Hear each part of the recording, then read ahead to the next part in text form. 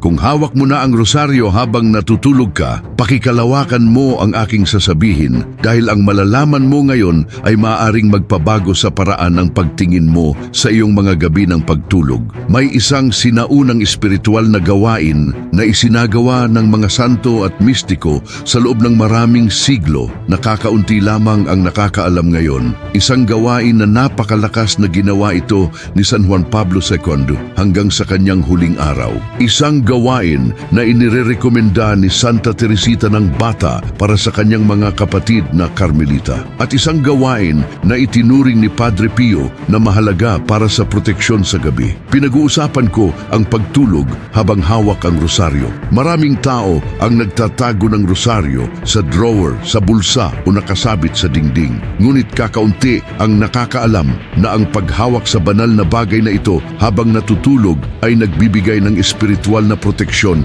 na higit pa sa ating inaakala. Hindi ito pamahiin, hindi ito mahika. Ito ay isang espiritual na katotohanan na pinatunayan ng mga siglo ng tradisyong Katoliko at ng mga patutuo ng maraming santo. Alam mo ba na ang oras ng ating pagtulog ay isa sa mga pinakamahina nating sandali sa espiritual na aspeto? Habang nagpapahinga ang ating kamalayan, nananatiling aktibo ang ating kaluluwa at sa estado na iyon, maaari tayong maging mas bukas sa mga impluensyang hindi natin napapansin sa araw, ngunit may proteksyon na magagamit. Isang simpleng proteksyon na aabot ng lahat at napakalakas. Sa mga susunod na salita, matutuklasan mo ang 4 na kamangha-manghang espiritual na penomena na nangyayari kapag natutulog ka na hawak ang rosaryo. Malalaman mo kung bakit iginigiit ito ng mga santo kahit na hindi na nila kayang magdasal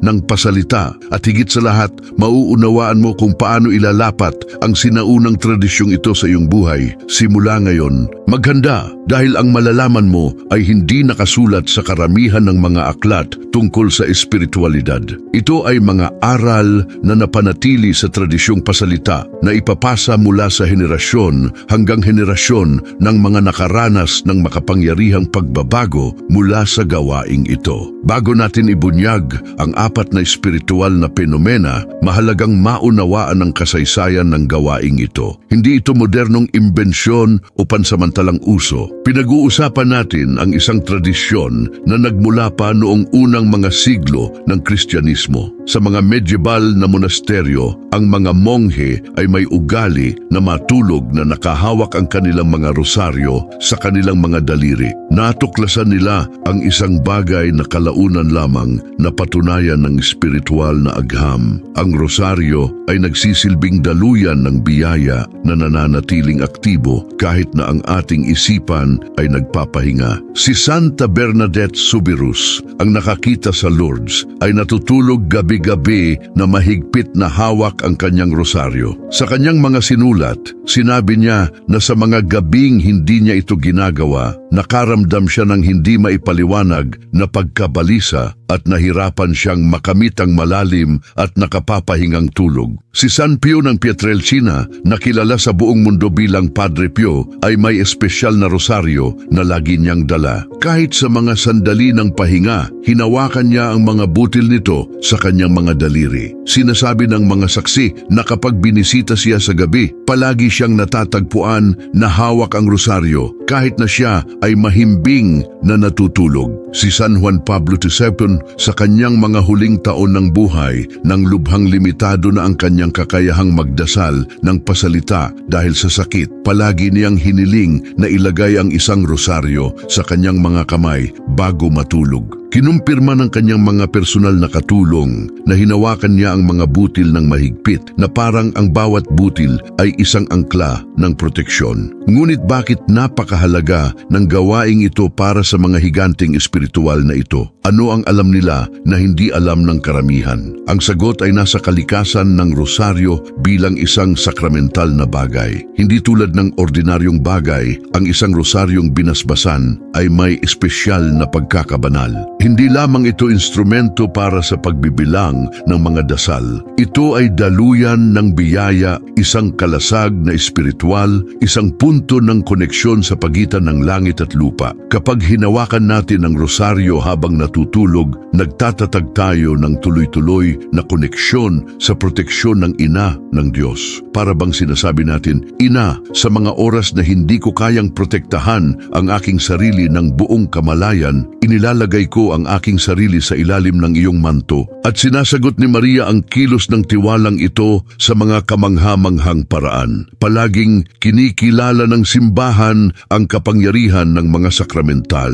Itinuro ng katekismo ng simbahang Katoliko na ang mga sakramental tulad ng binasbasang rosaryo ay naghahanda sa mga tao na tanggapin ang pangunahing epekto ng mga sakramento at nagpapabanal sa iba't ibang sitwasyon ng buhay. At anong sitwasyon ang mas pangkalahatan kaysa sa pagtulog? Gumugugol tayo ng humigit kumulang 1/4 ng ating buhay sa pagtulog. Ito ay mga mahalagang oras kung saan mababa ang ating kamalayang depensa. Ito ang mga sandali kung saan maaaring magpakita ang espiritual na mundo sa mga paraang hindi natin napapansin habang gising. At ito mismo ang panahon kung kailan ang rosaryo sa mga kamay ay nagiging kuta ng proteksyon. Ngunit ang proteksyon ay hindi lamang ang benepisyo. May iba pang mga penomena na pantay na makapangyarihan na nangyayari kapag pinapanatili natin ang gawaing ito. Tuklasin natin ang mga ito ngayon, isa-isa. Unang penomeno, isang kalasaglaban sa mga gabi-gabing panggugulo. Kailanman ba nagising ka sa kalagitnaan ng gabi na may hindi maipaliwanag na takot? Nakaranas ka ba ng paulit-ulit na bangungot na nagiiwan sa iyo ng pagkabalisa kapag nagising? O naramdaman mo ba ang isang negatibong presensya sa silid, isang bigat sa dibdib, o isang kalungkutan na parang biglang dumating sa madaling araw? Ang mga fenomenang ito ay mas karaniwan kaysa sa iniisip natin at may malinaw na espiritual na paliwanag. Habang natutulog, ang ating kaluluwa ay nasa estado ng mas mataas na pagtanggap. Ang mga natural na depensa ng ating kamalayang isipan ay nakaka-relax at ito ay maaaring maging dahilan upang maging mas mahina tayo sa mga negatibong espiritual na impluensya. Ipinaliwanag ni San Tomas de Aquino na ang mga demonyo ay may limitadong pahintulot na guluhin tayo, lalo na sa mga sandali na tayo ay mas mahina. At ang pagtulog, walang duda, ay isa sa mga sandaling iyon. Hindi nakakagulat na maraming espiritual na pag-atake ay nangyayari sa gabi, sa mga oras na ang kadiliman ay tila mas makapal. Ngunit ang rosaryo sa mga kamay ay nagsisilbing deklarasyon ng proteksyon. Ang bawat butil ay parang isang espiritual na bantay. Ang bawat misteryo na kinakatawan ng rosaryo ay parang isang pader laban sa anumang puwersa na sumusubok na guluhin tayo. Isinulat ni Santa Faustina Kowalska, ang dakilang mistikong Polonesa, ang tungkol sa isang partikular na karanasan. Isang gabi, inatake siya ng mga espiritual na puwersa na sumubok na gawing desperado siya. Sa gitna ng pag-atake, hinawakan niya ang kanyang rosaryo ng mahigpit at agad na naramdaman ang kapayapaan na bumaba sa kanya. Ang mga kaguluhan ay tumigil kaagad na parang isang hindi nakikitang hadlang ang itinayo. Hindi ito isang natatanging kaso. Sa loob ng maraming siglo, maraming patotoo ang nagpapatunay ng parehong pattern. Ang rosaryo sa mga kamay habang natutulog ay nag-aalis ng mga bangungot, nagpapakalma sa mga gabing pagkabalisa at humihinto sa mga negatibong manifestasyon. Ngunit paano ito eksaktong gumagana? Kapag hinawakan natin ang rosaryo, kahit hindi nagdadasal ng pasalita, ang ating espiritu ay nananatiling konektado sa panalangin. Para bang ang rosaryo ang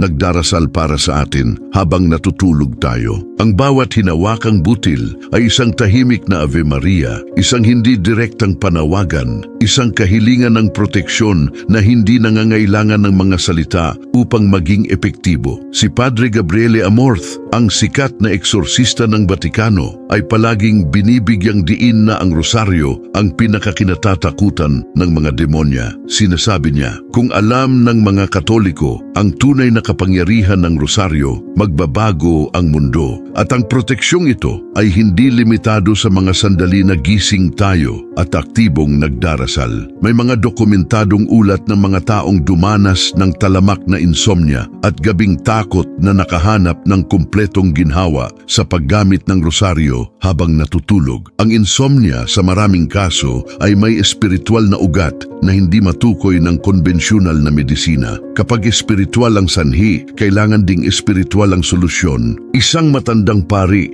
na ngayon ay yumao na ay nagkwento tungkol sa isang babaeng humingi ng tulong sa kanya dahil sa desperasyon. Ilang linggo na siyang hindi makatulog. Sa tuwing ipapikit niya ang kanyang mga mata, mga nakakabagabag na imahe ang sumasalakay sa kanyang isipan. Nagreseta ang mga doktor ng gamot, ngunit walang epekto. Sa espiritual na karunungan, isang bagay lamang ang inirekomenda ng pari: matulog na nakahawak ang rosaryo sa mga daliri. Sa unang gabi, natulog siya ng mahimbing sa unang pagkakataon sa loob ng maraming buwan. Ang mga bangungot ay hindi na bumalik. Hindi ito nangangahulugan na ang lahat ng problema sa pagtulog ay espiritual.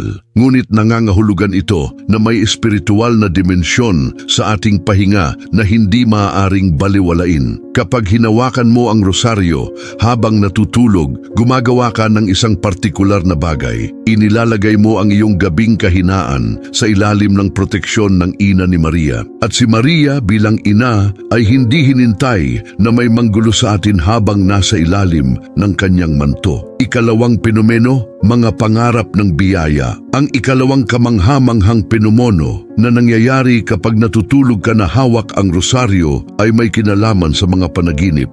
Ngunit hindi natin pinag-uusapan ang mga ordinaryong panaginip. Pinag-uusapan natin ang mga panaginip na nagdadala ng mga mensahe, patnubay at espiritual na pag-aliw. Ang Biblia ay puno ng mga halimbawa kung paano ginagamit ng Diyos ang mga panaginip upang makipag-usap sa atin. Si San Jose ay nakatanggap ng mahahalagang patnubay sa mga panaginip. Si San Pablo ay nagkaroon ng mga pangitain sa gabi na nagbago sa takbo ng ebanghelisasyon. Sa kasaysayan ng simbahan, maraming santo ang nagulat ng mga karanasan sa panaginip na nagpabago sa kanilang buhay. Ngunit may pagkakaiba sa pagitan ng mga ordinaryong panaginip na pagproseso lamang ng mga karanasan sa araw at mga panaginip ng biyaya na tunay na espiritual na pagdalaw. Ang pagtulog na hawak ang rosaryo ay makabuluhang nagpapataas ng posibilidad na maranasan ang mga espesyal na panaginip na ito. Bakit? Dahil ang rosaryo ay gumagana bilang isang espiritual na antena na nagtutugma sa ating kaluluwa sa mga dalas ng langit. Isinalaysay ni Santa Catarina de Siena na kapag natutulog siya na hawak ang kanyang rosaryo, madalas siyang nagkakaroon ng mga pangitain ng mahal na birhen na gumagabay sa kanyang mga misyon. Ang mga pangitain na ito ay hindi mga guni-guni o produkto ng imahinasyon. Ang mga ito ay tunay na mga pagkikita na nag-iwan ng malalim na bakas sa kanyang kaluluwa. Si San Juan Bosco, ang dakilang edukador at nagtatag ng Salesians, ay kilala sa kanyang mga propetikong panaginip. Siya ay may ugali na hawakan ng rosaryo bago matulog at humingi ng patnubay kay Maria. Marami sa kanyang mga panaginip ay naglalaman ng mga tumpak na patnubay kung paano pamunuan ang kanyang gawain, mga babala tungkol sa mga hinintay na panganib at mga pag-aliw sa mga sandali ng kahirapan. Ngunit hindi mo kailangang maging isang santo upang maranasan ang penomenong ito. Mga ordinaryong tao sa buong mundo ay nag-uulat ng mga katulad na karanasan kapag sinimulan nila ang gawaing ito. Isang karaniwang katangian ng mga panaginip ng biyaya ay ang kalinawan. Hindi tulad ng mga magulong at pira-pirasong panaginip na karaniwan nating nararanasan. Ang mga panaginip na ito ay malinaw, magkakaugnay at nag-iiwan ng pangmatagalang impresyon. Pagkagising, naaalala mo ang bawat detalye na parang nakaranas ka ng isang tunay na karanasan, hindi lamang panaginip. Ang isa pang katangian ay ang malalim na kapayapaan na kasama ng mga panaginip na ito. Kahit na ang nilalaman ay mapaghamong o may mga babala, palaging may kalakip na kapayapaan, isang katiyakan na tayo ay inaalagaan at ginagabayan. At may mga panaginip din ng panloob na pagpapagaling. Maraming tao ang nagdadala ng malalim na emosyonal na sugat, mga hindi nalutas na trauma, mga hinanakit na kumakain sa kaluluwa. Habang natutulog na hawak ang rosaryo, maaring hawakan ni Maria ang mga sugat na ito sa mga paraang hindi pinapayagan ng kamalayan. Isang makapangyarihang patotoo ang nagmula sa isang lalaki na may malalim na hinanakit laban sa kanyang namatay na ama. Natulog siya na hawak ang rosaryo at sa gabing iyon napanaginipan niya na nasa isang maliwanag na hardin siya. Lumitaw ang kanyang ama at nagkaroon sila ng pag-uusap ng pagkakasundo na hindi nila nagawa noong buhay pa. Pagkagising, naramdaman niya na parang natanggal ang isang bigat mula sa kanyang mga balikat. Ang kapatawaran na hindi niya maabot ng buong kamalayan ay ipinagkaloob bilang biyaya habang natutulog. Mahalagang gawin ang pagkakaiba dito. Hindi natin sinasabi na ang bawat taong natutulog na hawak ang rosaryo ay magkakaroon ng mistikal na panaginip gabi-gabi. Ang biyaya ay kumikilos ayon sa pangangailangan at plano ng Diyos para sa bawat tao. Ngunit ang pagiging handa na tanggapin ang mga biyayang ito ay makabuluhang nadadagdagan sa gawaing ito. Kahit na walang mga panaginip na naaalala, may nangyayari sa malalim na antas ng kaluluwa. May tahimik na gawain ng paglilinis, ng pagpapalakas sa espiritual, ng pagtutugma sa kalooban ng Diyos na nangyayari habang hawak natin ang rosaryo. Ipinaliwanag ng ilang mistiko na habang natutulog, ang ating kaluluwa ay maaring maglakbay sa espiritual na kahulugan. Hindi sa literal at pisikal na paraan, kundi sa tunay na espiritual na kahulugan. Ang ating kaluluwa ay maaring dalhin sa mga lugar ng panalangin, maaring mamagitan para sa iba, maaring makatanggap ng instruksyon mula sa mga anghel at santo. At ang rosaryo ay nagsisilbing ligtas na angkla na nagsisiguro na ang mga karanasang ito ay laging nasa ilalim ng proteksyon ni Maria. Kung sisimulan mo ang pagtulog na hawak ang rosaryo, panatilihin ang isang tala-arawan ng mga panaginip. Itala ang anumang naalala mo pagkagising. Sa paglipas ng panahon, maaari mong makilala ang mga pattern, mga paulit-ulit na mensahe, at mga patnubay na ibinibigay sa iyo sa pamamagitan ng mga panaginip ng biyaya. Ikatlong penomeno, panalangin na walang tuloy-tuloy habang natutulog. Ang ikatlong penomono ay marahil ang pinakamalalim at misteryoso. Kapag natutulog tayo na hawak ang rosaryo, ang ating kaluluwa ay nagpapatuloy sa panalangin kahit na ang ating kamalayang isipan ay nagpapahinga. Maaaring mukhang imposible ito sa unang tingin. Paano tayo makapagdarasal habang natutulog? Ngunit ang espiritual na katotohanan ay mas mayaman kaysa sa ating karaniwang lohika. Pinayuhan tayo ni San Pablo na manalangin ng walang tigil.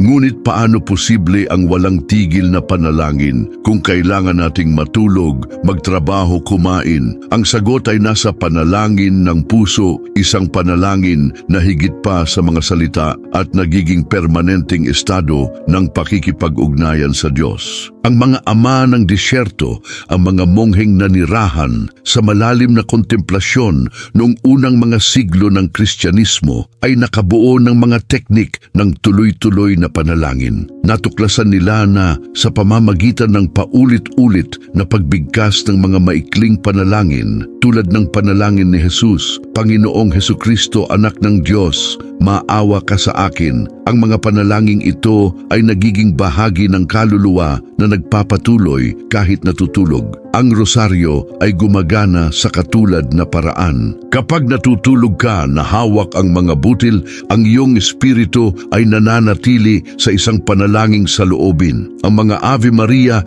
na iyong idinasal sa buong buhay mo, ang mga misteryo na iyong pinagnilayan. Lahat ng mga panalangin ito ay nakaukit sa iyong kaluluwa. At habang natutulog na hawak ang rosaryo, ang mga panalangin ito ay nagpapatuloy sa pag-alingawngaw sa malalim na antas. Isinulat ni Santa Teresa ng Avila ang tungkol sa mga mistikal na karanasan na nangyayari habang natutulog. Inilarawan niya kung paano kahit natutulog, ang kanyang kaluluwa ay nanatiling nakakonekta sa Diyos sa panalangin. At lagi niyang pinananatiling malapit ang mga banal na bagay kabilang ang kanyang rosaryo. Ngunit may isa pang kamanghamanghang aspeto ng penomenong ito, ang pamamagitan habang natutulog. Kapag hinawakan natin ang rosaryo habang natutulog, maaari nating ihandog ang pagtulog na iyon bilang panalangin ng pamamagitan para sa iba. Bago matulog, maaari kang magtakda ng partikular na intensyon.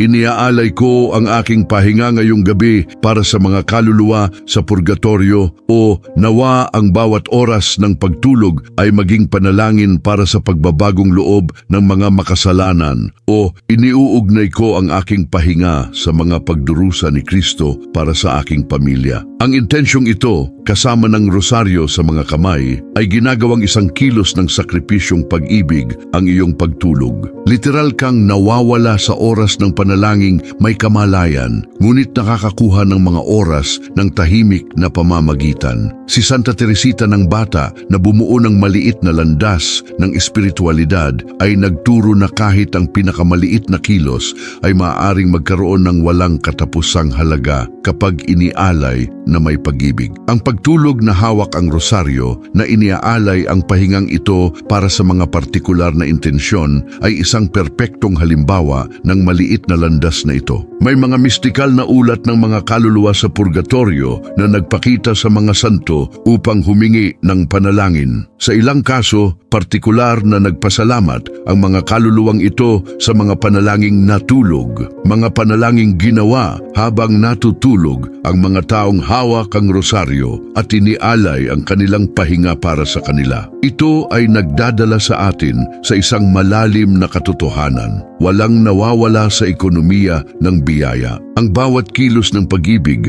gaano man kaliit, ay may halagang walang hanggan. At ang paghawak ng rosaryo habang natutulog ay isang tuloy-tuloy na kilos ng pag-ibig na nagdudulot ng masaganang espiritual na bunga. Higit pa rito, may dimensyon ng pakikipag-ugnayan sa nagdarasal na simbahan. Kapag natutulog ka na hawak ang rosaryo, sumasali ka sa walang tigil na panalangin ng simbahan sa buong mundo. Sa isang lugar, sa ngayon mismo, may nagdarasal ng rosaryo. Ang mga monasteryo ay nagpapanatili ng walang tigil na pagsamba. Ang kolektibong panalangin ito ay bumubuo ng isang network ng biyaya na bumabalot sa buong mundo. At kapag natutulog ka na hawak ang rosaryo, nakakonekta ka sa network na ito kahit sa iyong pahinga. Sinabi ni San Padre Pio na ang rosaryo ay isang kadena na nagdurugtong sa lupa at langit. Ang bawat butil ay isang link. At kapag hinawakan natin ang kadenang ito habang natutulog, pinapanatili natin ang koneksyon na aktibo. Ang daluyan ay bukas at ang komunikasyon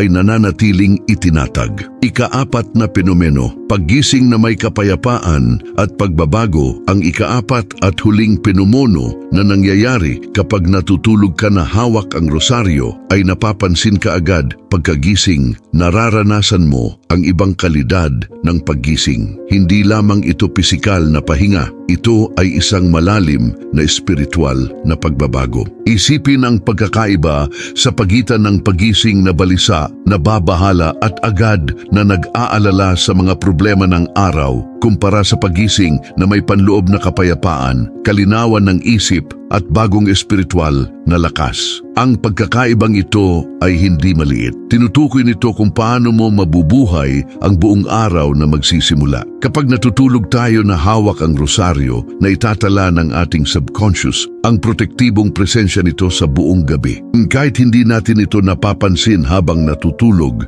alam ng ating kaluluwa na ito ay ligtas, protektado at iningatan. Ang katiyakang ito ay nagiging kapayapaan kagitaan pagkagising. Maraming tao ang nagsasabi na sa mga umaga na nagising sila na hawak pa rin ng rosaryo, naramdaman nila ang ibang espiritual na disposisyon. May mas madaling pagsisimula sa panalangin sa umaga. Ang mga negatibong kaisipan na karaniwang sumasalakay sa isip sa umaga ay parang malayo. May pakiramdam na sinisimula ng araw na nasa estado ng biyaya. Ang karanasang ito ay may batayan sa espiritual na katotohanan. Sa gabi na protektado ng rosaryo, iniiwasan natin ang maraming kontaminasyon sa espiritual na karaniwang nakakaapekto sa atin. Ang mga ito ay parang mga espiritual na virus na nang hindi natin napapansin na hahawa ang ating kaluluwa sa mga sandali ng kahinaan. Ang rosaryo ay gumagana bilang puripikador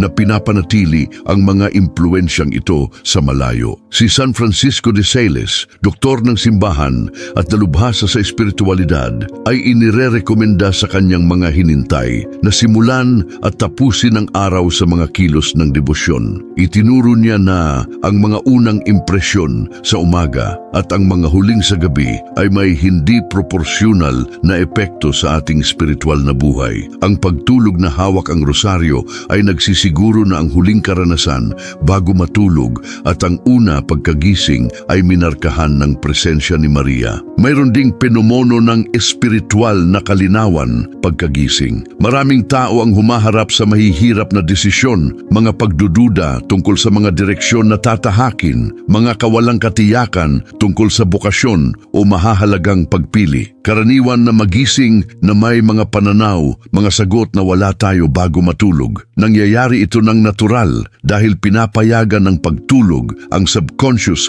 na magproseso ng impormasyon sa ibang paraan. Ngunit kapag natutulog tayo na hawak ang rosaryo, ang natural na pagprosesong ito ay itinataas sa espiritual na antas. Hindi lamang ito ang ating utak na muling inaayos ang impormasyon. Ito ang banal na espiritu na nagbibigay liwanag sa ating isip, si Maria na bumubulong ng mga patnubay, ang biyaya na kumikilos upang ipakita sa atin ang tamang landas. Maraming patotoo ng mga taong nakatanggap ng mga sagot sa kanilang mga panalangin pagkagising matapos matulog na hawak ang rosaryo. Ang sagot ay dumarating bilang isang panloob na katiyakan, isang mapayapang paniniwala na walang duda. Hindi ito naririnig na boses, ngunit malinaw na parang naririnig. Higit pa rito, ang paggising na hawak ang rosaryo ay agad na nagtatatag ng espiritual na postura para sa araw. Para bang sinasabi mo, bago pa man bumangon mula sa kama,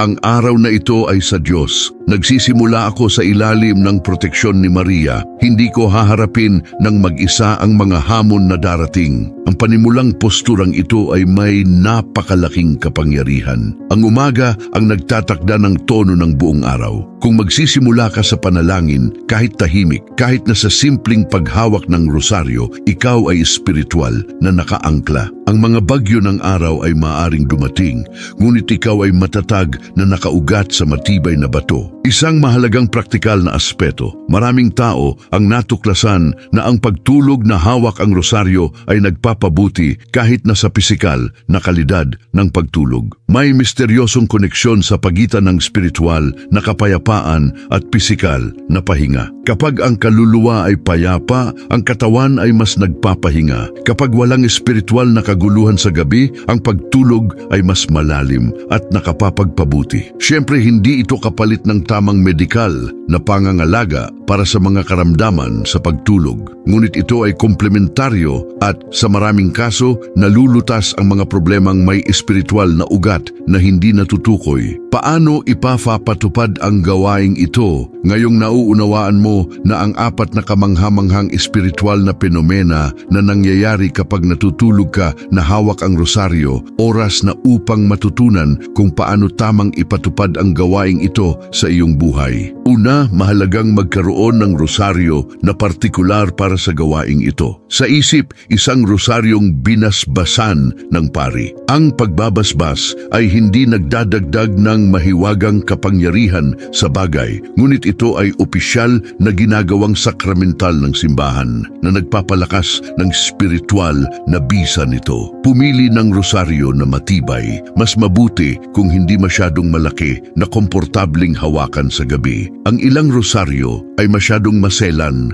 at madaling masira. Ang iba ay masyadong malaki na nagdudulot ng discomfort habang natutulog. Ang perpekto ay isang rosaryo na katamtaman ang laki na may mga butil na madaling maramdaman sa paghipo. Kung maaari, gamitin ang parehong rosaryo para sa pagtulog. Sa paglipas ng panahon, ang rosaryong ito ay nagiging puno ng iyong mga panalangin, intensyon at debosyon. Para bang ito ay sumisipsip ng iyong espiritual na buhay at nagiging mas makapangyarihang kasama. Bago humiga, inirerekomenda na gumawa ng maikling paghahanda. Hindi kailangang mahaba o komplikado. Maaring simple lamang, gawin ang tanda ng krus gamit ang rosaryo, halikan ng krusipiho, gumawa ng simpleng panalangin ng pag-aalay. Tulad ng, Ina Maria, inilalagay ko ang gabing ito sa ilalim ng iyong proteksyon. Ingatan ang aking pagtulog at kaluluwa. Magtakda ng partikular na intensyon. Halimbawa, iniaalay ko ang aking pahinga para sa kapayapaan sa aking pamilya. O iniuugnay ko ang aking pagtulog sa mga kaluluwang higit na nangangailangan ng panalangin ngayong gabi. Ang paghahandang ito ay tumatagal ng wala pang 1 minuto, ngunit nagtatatag ng malinaw na espiritual na layunin ng iyong ginagawa. Walang iisang tamang paraan ng paghawak ng rosaryo habang natutulog. Ang ilang tao ay mas gustong i-entwine ang rosaryo sa mga daliri ng isang kamay. Ang iba ay hinawakan ng krusipiho sa palad. Ang iba pa ay inilalagay ang buong rosaryo sa nakasarang kamay. Ang mahalaga ay ang pisikal na kontak sa gabi. Kahit na sa paglipas ng pagtulog, ang rosaryo ay madulas mula sa kamay. Ang mahalaga ay ang paunang intensyon at ang kontak na napanatili. Inirekomenda ng ilang santo na partikular na hawakan ang krusipiho dahil ito ay kumakatawan kay Kristo, ang sentro ng ating pananampalataya. Ang iba ay mas gustong hawakan ang mga butil habang mental na nagdarasal ng Ave Maria bago tuluyang makatulog. Subukan ang iba't ibang paraan at tuklasin kung ano ang pinaka-natural at komportable para sa iyo. Walang sapilitang posisyon. Maaari kang matulog sa tagiliran, sa likod, sa anumang paraang komportable. Ang rosaryo ay maaaring nasa isang kamay o sa parehong kamay. Ang ilang tao ay inilalagay ang rosaryo sa kanilang dibdib, ang iba sa noo bago makatulog. Ang tradisyon ng ilang monasteryo ay nagre-rekomenda ng pagtulog sa likod na ang rosaryo ay nasa dibdib. Ngunit ito ay isang partikular na tradisyon lamang, hindi isang universal na panuntunan. Sa isip, ang gawaing ito ay dapat gawin araw-araw. Ngunit kung makalimutan mo sa isang gabi, huwag mag-alala. Ipagpatuloy sa susunod na araw ng walang kasalanan. Ang mahalaga ay ang pangkalahatang pagkakapare-pareho, hindi ang perpektong pagtupad. Ang ilang tao ay nagsasagawa lamang sa mga partikular na gabi, bisperas ng mga pistang Marian, sa panahon ng mga novena, sa mga sandali ng partikular na pangangailangan. Ngunit habang mas regular ang gawain, mas maraming bunga ang iyong makakamit. Pagkagising, kung hawak mo pa rin ang rosaryo, samantalahin ang pagkakataon na magpasalamat agad. Maaaring simple lamang, "Salamat Ina sa pag-ingat sa akin ngayong gabi. Halika ng krusipiho bago bumangon mula sa kama." Ang simpleng kilos na ito ay nagtatatag na ang iyong unang kilos sa araw ay isang kilos ng debosyon, hindi ng pagmamadali o pag-aalala. Ang ilang tao ay sinasamantala ang pagdarasal ng kahit 1 dekada ng rosaryo habang nasa kama pa, agad pagkagising, habang ang isip ay kalmado at bago sumalakay ang mga alalahanin ng araw. Kung nagbabahagi ka ng kama sa ibang tao, ipaliwanag kung ano ang iyong ginagawa upang maiwasan ang hindi pagkakaunawaan. Ipaliwanag ang espiritual na dimensyon ng gawaing ito. Marahil ang iyong asawa o kasama ay nais ding gawin ang parehong gawain. Ang pagtulog na magkasama, bawat isa ay may kanya-kanyang rosaryo, ay lumilikha ng espiritual na proteksyon sa buong silid. Kung ikaw ay may napakaabalang pagtulog at natatakot kang masira ang rosaryo, isaalang-alang ang paglalagay nito sa ilalim ng unan o sa bedside table na may isang kamay sa ibabaw nito. Mahalaga ang pisikal na kontak, ngunit hindi kailangang buong oras kung may panganib na masira ang banal na bagay. Panatilihing malinis ang iyong rosaryo. Panapanahong linisin ang mga butil gamit ang malambot na tela. Tratuhin ito ng may paggalang dahil ito ay banal na bagay, hindi ordinaryong anting-anting. Ang gawaing ito ay mahusay para sa mga bata, lalo na sa mga natatakot sa dilim o madalas na nagkakaroon ng bangungot. Turuan ng iyong mga anak na matulog na hawak ang rosaryo. Ipaliwanag sa wika na angkop sa kanilang edad na ito ay parang pagtulog na hawak ang kamay ni Maria. Maraming magulang ang nagpapatotoo na ang mga batang dumanas ng gabing takot ay nakahanap ng kumpletong ginhawa sa paggamit ng gawaing ito. At ang espiritual na benepisyo ng paglikha ng ganitong ugali mula sa murang edad ay napakahalaga. Sa loob ng maraming siglo, maraming patotoo ang nagpapatunay sa kapangyarihan ng simpleng gawaing ito. Hindi lamang ito mga kwento ng mga sinaunang santo. Ang mga ito ay tunay na karanasan ng mga ordinaryong tao na natuklasan ang gawaing ito at nakita ang pagbabago sa kanilang buhay. Isang nurse na nagtatrabaho sa night shift ang nagulat na matapos simulan ang pagtulog na hawak ang rosaryo sa kanyang mga maikling oras ng pahinga, nagagawa niyang magising ng mas handa kahit na kaunti lamang ang kanyang tulog. Iniuugnay niya ito sa espiritual na kalidad ng pagtulog, hindi lamang sa dami. Isang negosyante na nahihirapan sa talamak na pagkabalisa at madalas na nagigising sa gabi dahil sa mga alalahanin tungkol sa trabaho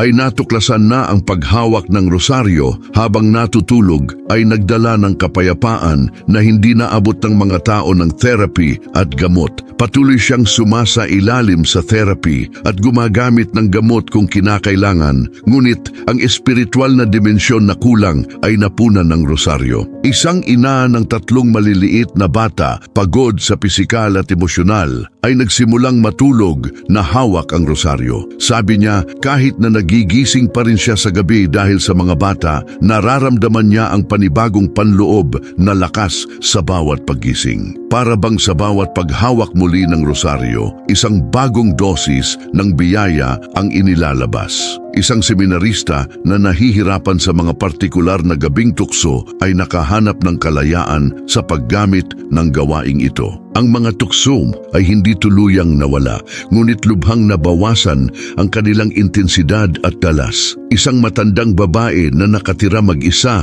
at natatakot sa gabi ay nagulat na mula nang simulan ang pagtulog na hawak ang rosaryo, ang takot ay tuluyang nawala. Sabi niya, nararamdaman niya ang isang presensya ng ina sa silid na parang hindi talaga siya nag-iisa. Ang mga patotoong ito ay hindi eksepsyon. Ang mga ito ay mga pattern na umuulit sa iba't ibang kultura, panahon at konteksto. Ang karaniwang denominator ay palaging pareho. Ang gawain ng pagtulog na hawak ang rosaryo ay nagdadala ng konkretong at nasusukat na espiritual na bunga sa buhay ng mga tao. May mga pambihirang kaso rin na nararapat banggitin. Sa panahon ng ikalawang digmaang pandaigdig, may mga ulat ng mga sundalong Katoliko na natulog na hawak ang rosaryo sa mga trincheras. Ang ilang sundalong ito ay nakaligtas sa mga sitwasyong mukhang imposible at iniuugnay ang kanilang kaligtasan sa proteksyon ng rosaryo. Isang partikular na kaso na dokumentado ng mga kapelyan ng militar ay kinasasangkutan ng isang sundalo na tinamaan ng mga piraso ng granada. Ang isa sa mga piraso ay dapat na tumagos sa kanyang puso, ngunit napalihis ng eksakto sa punto kung saan hinawakan niya ang rosaryo sa kanyang bulsa sa ibabaw ng kanyang dibdib.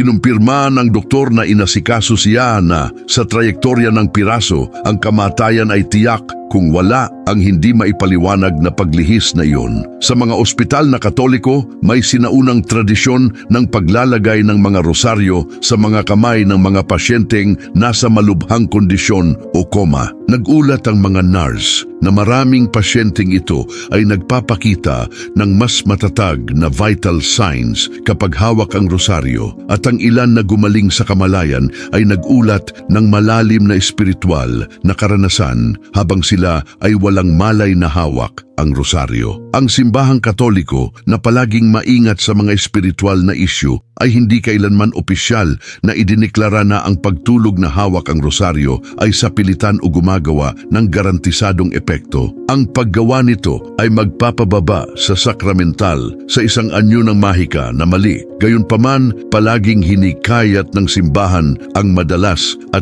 debotong paggamit ng mga sakramental kabilang ang rosaryo. Maraming papa sa kasaysayan ang nagre-rekomenda na panatilihing malapit ang rosaryo, kabilang na sa panahon ng pagtulog. Si San Juan Pablo II sa partikular ay isang malaking taga-suporta ng gawaing ito. Ang posisyon ng simbahan ay maaaring buod bilang ang mga sakramental ay mga daluyan ng biyaya na naghahanda sa kaluluwa na tanggapin ang mga benepisyo ng panalangin. Hindi sila automatikong gumagana, ngunit nangangailangan ng pananampalataya at debosyon. Kapag ginamit ng may tunay na pananampalataya, ang kanilang kapangyarihan ay tunay, hindi guni-guni. Sa makatuwid, ang pagtulog na hawak ang rosaryo ay hindi pamahiin. Ito ay isang lehitimong gawaing devosyonal na nakaugat sa tradisyon na patunayan ng karanasan ng mga santo at bukas sa lahat ng mga tapat.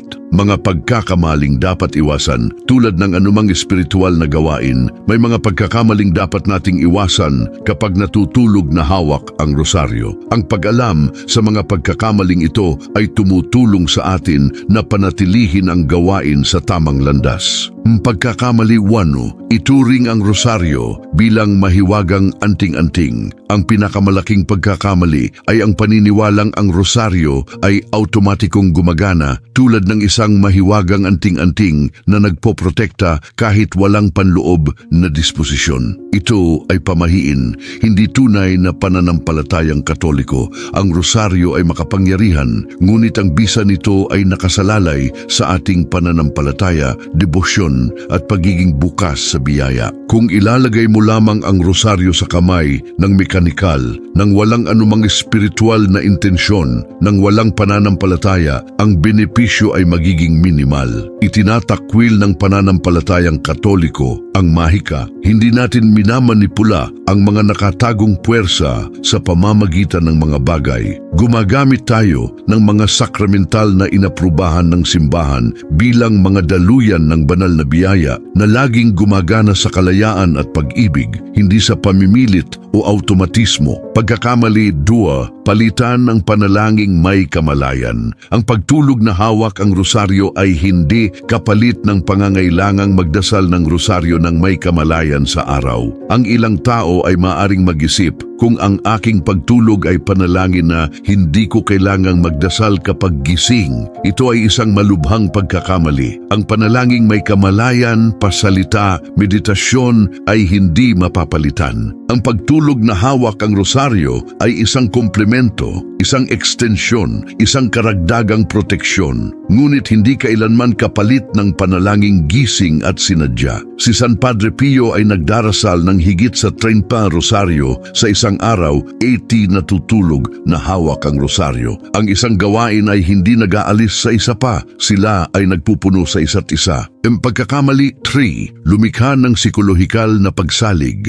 Ang ilang tao ay maaring magkaroon ng psikolohikal na pagsalig na nararamdaman na hindi sila makatulog nang wala ang rosaryo. Ito ay maaring mukhang debosyon, ngunit sa totoo ay isang anyo ng espiritual na pagkabalisa. Ang rosaryo ay isang tulong, isang instrumento, isang daluyan ng biyaya. Ngunit ang proteksyon ng Diyos ay hindi lubos na nakasalalay sa rosaryo. Kung isang gabi nakalimutan mo o kung nasa sitwasyon ka na walang access sa rosaryo, patuloy kang pinoprotektahan ng Diyos. Ang tunay na tiwala ay nasa Diyos at kay Maria, hindi sa pisikal na bagay mismo. Ang bagay ay isang paraan, hindi ang layunin. Pagkakamali, baliwalain ang iba pang aspekto ng espiritual na buhay. Ang pagtulog na hawak ang rosaryo ay hindi nag-aalis ng pangangailangang dumalo sa mga sakramento, lalo na ang kumpisal at Eucharistia. Hindi rin nito inaalis ang pangangailangan ng pagbabasa ng banal na kasulatan, pag-ibig sa kapwa at laban sa kasalanan. Ang tunay na espiritual na buhay ay pinagsama-sama. Hindi natin maaaring piliin lamang ang mga gawaing mukhang komportable at baliwalain ang mga nangangailangan ng higit sa atin. Ang rosaryo sa pagtulog ay kamangha-mangha, ngunit kailangang isama sa mas malawak na konteksto ng pananampalatayang isinabuhay. In pagkakamali, husgahan ang hindi nagsasagawa. Kung natuklasan mo ang mga benepisyo ng gawaing ito, natural na nais mong ibahagi ito sa iba. Ngunit iwasan ang paghusga o pagpapababa sa mga pumipiling huwag gamitin ang gawaing ito. Maraming lehitimong landas ng debosyon sa simbahan.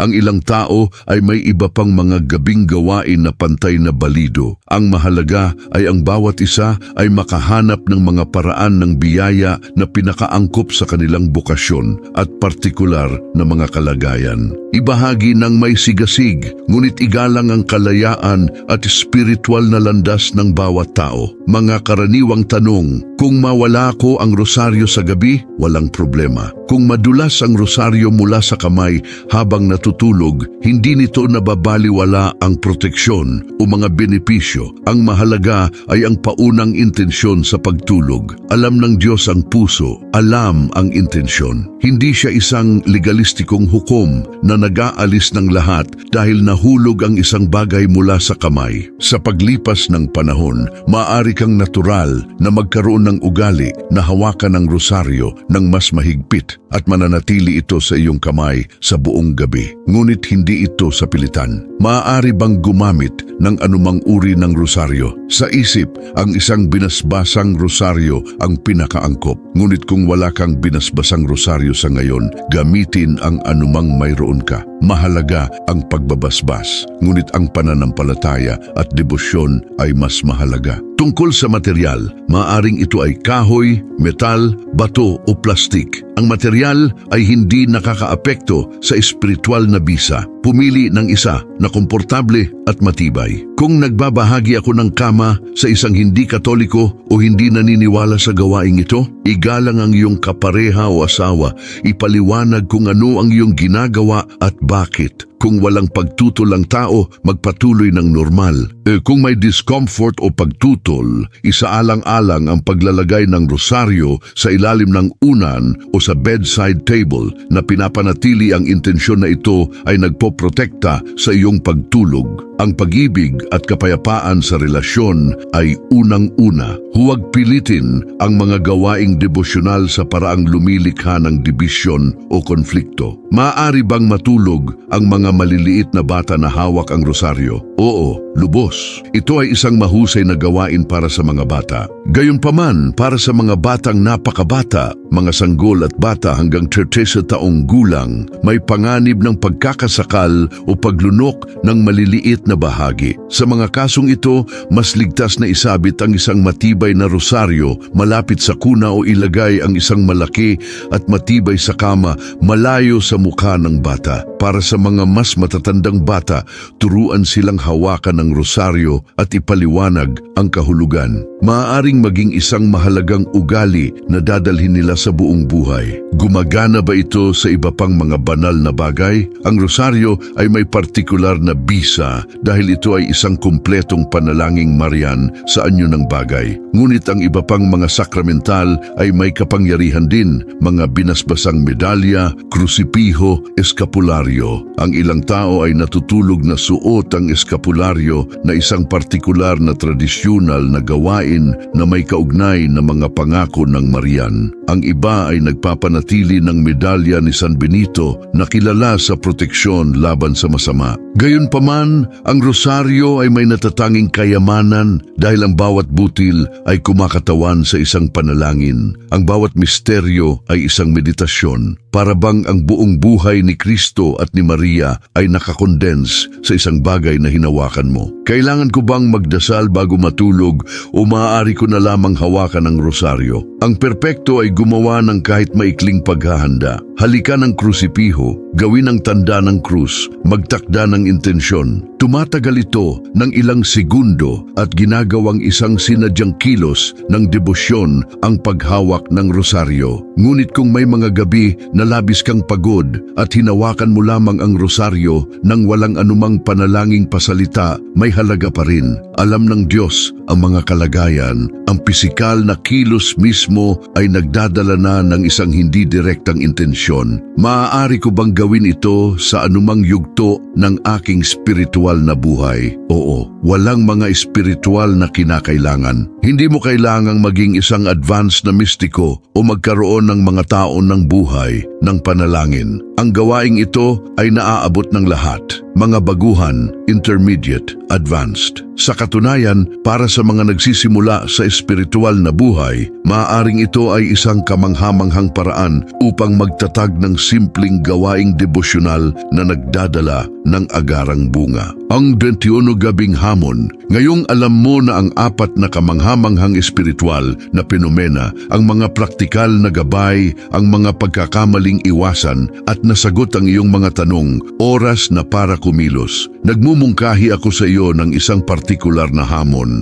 Subukang matulog na hawak ang rosaryo sa loob ng 21 magkakasunod na gabi. Bakit 21 gabi? Ipinapakita ng mga pananaliksik sa pagbuo ng ugali na ang 21 araw ay ang minimum na oras upang maging natural ang isang gawain. Bukod dito, ang 21 ay may espiritual na kahulugan. Ito ay 3 beses 7 mga numero ng kasakdalan sa tradisyong biblikal.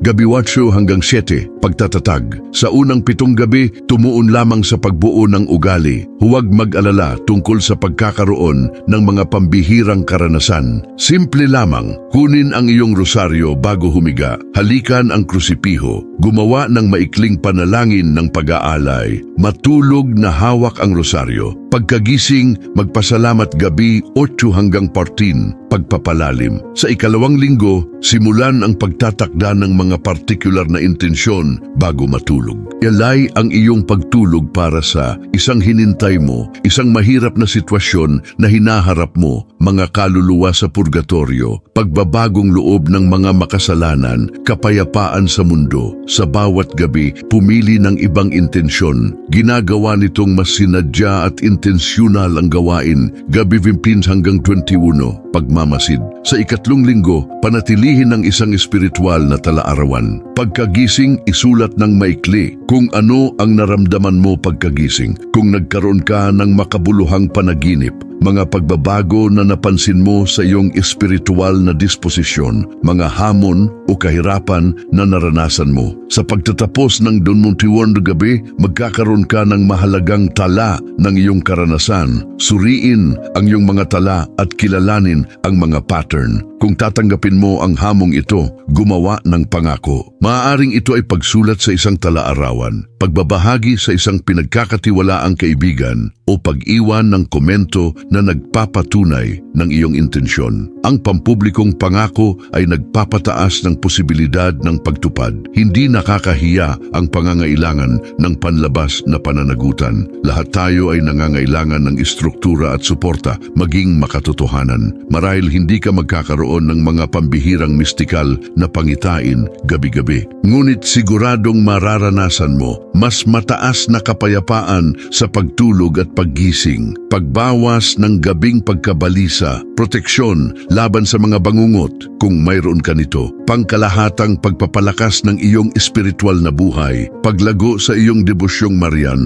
Ang mga bungang ito ay tunay, konkretong at naaabot ng lahat na nagsasagawa ng may pananampalataya pananampalataya. Kung matatapos mo ang Tempo Tugun gabi at mararanasan ang mga benepisyo, isaalang-alang ang paggawa nito bilang permanenteng ugali. Hindi kailangang gabi-gabi magpakailanman, ngunit maaaring maging regular na gawain sa iyong espiritual na buhay at ibahagi ang iyong karanasan sa iba. Ang iyong mga patutuo ay maaaring magbigay inspirasyon sa mga nag-aatubiling subukan. Pangwakas, nakarating tayo sa dulo ng paglalakbay na ito ng pagtuklas tungkol sa kung ano ang nangyayari kapag natutulog tayo na hawak ang rosaryo. Ngunit sa totoo, hindi ito dulo, ito ay simula. Ang lahat ng natutunan mo rito ay may halaga lamang kung isasagawa. Ang espiritual na kaalaman na hindi nagiging aksyon ay parang binhi na nahulog sa tabi ng daan at hindi kailanman tumutubo. Pagbabalik-aral sa natutunan natin, ang apat na espiritual na fenomena. 1. Kalasag laban sa mga gabing kaguluhan. 2. Mga panaginip ng biyaya at espiritual na mga revelasyon. 3. Tuloy-tuloy na panalangin at pamamagitan habang natutulog. 4. Paggising na may kapayapaan, kalinawan at espiritual na pagbabago. Ang bawat isa sa mga fenomenang ito ay tunay. Ang bawat isa ay maaaring maranasan mo. Hindi ito mga pribilehiyo na nakalaan lamang sa mga santo. Ang mga ito ay mga biyayang naaabot ng lahat ng mga anak ni Maria na naghihintay sa kanyang proteksyon ng may simpleng pananampalataya at pagtitiwalang parang bata. Ang gawain ng pagtulog na hawak ang rosaryo ay isa sa mga pinakaligaw na lihim ng espiritualidad ng Katoliko. Hindi dahil ito ay lihim sa kahulugan ng nakatago, kundi dahil ito ay napakasimple na marami ang hindi pinapansin ito sa paghihintay ng mas komplikadong at mukhang mas espiritual na mga gawain. Ngunit mas alam ng mga santo, nauunawaan nila na ang mga pinakasimpleng gawain ay madalas na ang pinakamakapangyarihan.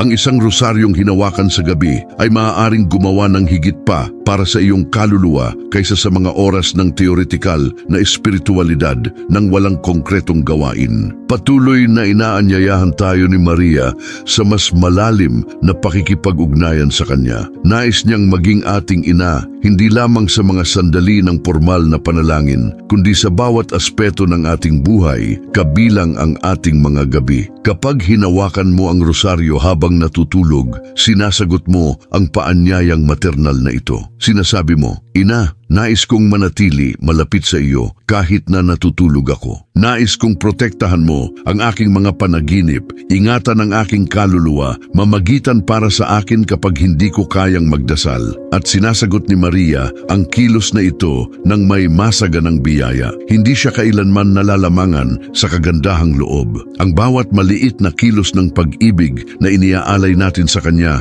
ay binabalik ng daan-daan. Huwag hayaang maging isa lamang itong kawili-wiling impormasyon na makakalimutan mo bukas. Magpasya ngayon na susubukan mo ang gawaing ito. Ngayong gabi bago matulog, kunin ang iyong rosaryo. Kung wala kang rosaryo, maghanap ng isa sa mga susunod na araw. Habang naghihintay, gumamit ng pansamantalang rosaryo o kahit isang medalya ni Maria. Ang mahalaga ay simulan. Gumawa ng simpleng panalangin. Ina Maria, inilalagay ko ang gabing ito sa ilalim ng iyong proteksyon. Ingatan ang aking pagtulog at kaluluwa. Hawakan ang rosaryo, matulog ng mapayapa. At bukas, pagkagising, pansinin ang pagkakaiba. Maaaring ito ay banayad sa simula. Maaaring ito ay isang bahagyang pakiramdam ng kapayapaan, isang mas magandang disposisyon. Ngunit sa paglipas ng mga araw at linggo, ang mga bunga ay magiging mas malinaw. Kung ang natutunan mo rito ay mahalaga, ibahagi ito sa iba. Ilang tao ang kilala mo na nahihirapan sa gabing pagkabalisa, bangungot, insomnia